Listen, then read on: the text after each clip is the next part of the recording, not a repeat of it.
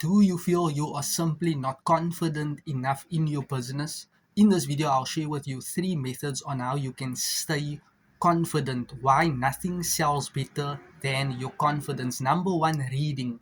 This will allow and align your mind to stay fully focused, concentrated, and connected word for word, sentence for sentence, paragraph for paragraph, to stay focused on what you are reading, to understand what everything is about. So read more. The person who reads wins, and you are building that stamina muscle of equipping yourself with necessary confidence. And number two, exercise. Exercise gives you the vitality, the energy, the dopamine, the self-awareness, self-intuitive, to be energetic, energized enough to show up with confidence. Showing up with confidence, people can actually see and sense you are super confident, and this sells better.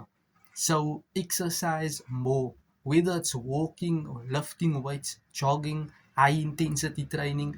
Any form of exercise is essential to your confidence level.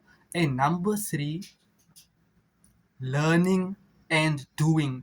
You need to make sure you are learning your craft so that you can be confident enough to explain, teach, educate, empower people on certain aspects, topics, on what you actually want to teach or love teaching.